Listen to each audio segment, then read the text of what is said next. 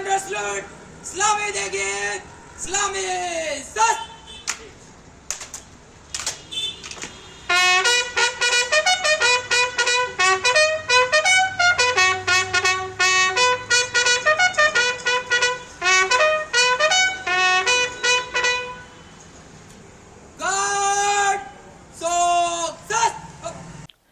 આમ તો ગુજરાતમાં દારૂબંધી છે, પરંતુ દારૂબંધીવાળા ગુજરાતમાં બેફામ દારૂ વેચાઈ રહ્યો છે. કોની રહેમ નજર હેઠળ આ દારૂ વેચાઈ રહ્યો છે તેને લઈને પણ એક પ્રશ્નાર્થ ઊભા થઈ રહ્યા છે.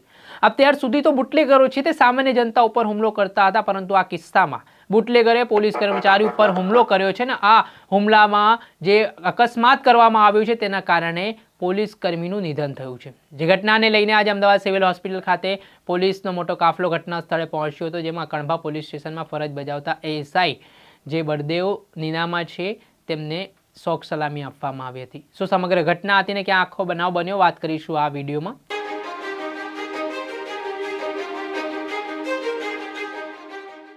નમસ્કાર દર્શક મિત્રો, નવજીવન ન્યૂઝમાં આપનું સ્વાગત છે. હું છું ફૈઝાન. ગુજરાતમાં દારૂબંધીની મોટી વાતો કરવામાં આવે છે, પરંતુ કાગળ ઉપર સ્થિતિ જે દેખાય છે એ જમીની વાસ્તવિકતામાં દેખાતી નથી. ગુજરાતમાં બેફામ દારૂ વેચાતા હોવાની વાત પણ અનેક જે ઘટનાક્રમ છે તેના ઉપરથી લાગુ થતા આવ્યા છે. વિપક્ષો દ્વારા પણ સતત સરકાર પર પ્રહારો કરવામાં આવતા હોય છે. તે વચ્ચે હવે જાણે કે બુટલેગરોની હિંમત એટલી વધી ગઈ હોય, એટલી તેમને સત્તા મળી ગઈ હોય કે તેઓ પોલીસ પર પણ હુમલો કરવામાં અચકાતા ન હોય તે પ્રકારની ઘટના સામે આવી છે.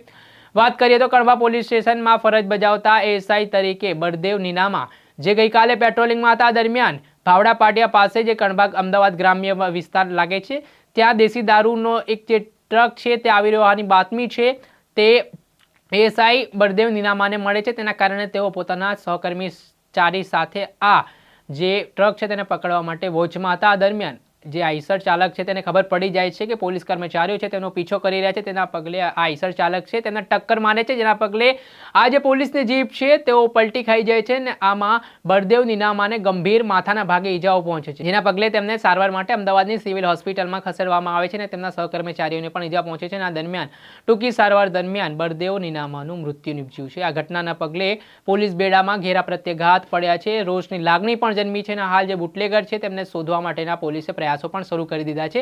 આ ઘટનાક્રમ જ્યારે બન્યો ત્યારે આ સંદર્ભમાં જે કણભા પોલીસ સ્ટેશનના જે અધિકારીઓ હોય, કર્મચારીઓ હોય, તેમજ જે અમદાવાદ ગ્રામ્યના એસપી હોય તેઓ પણ અમદાવાદ સિવિલ હોસ્પિટલ ખાતે પહોંચ્યા હતા અને તેમણે જે શોક સલામી છે એએસઆઈ બળદેવ નીનામાને આપી હતી. ત્યારબાદ અમને અંતિમ વિદાય માટે લઈ જવામાં આવ્યા હતા. દર્શક મિત્રો, ત્યાર સુધી બસ આટલું. આવવાનું આ વિડીયો સાથે આપણે માહિતગાર કરતા રહીશું. નવજીવન ન્યૂઝની ચેનલને લાઇક કરો, સબસ્ક્રાઇબ કરો અને શેર કરવાનું ભૂલતા નહીં. નમસ્કાર.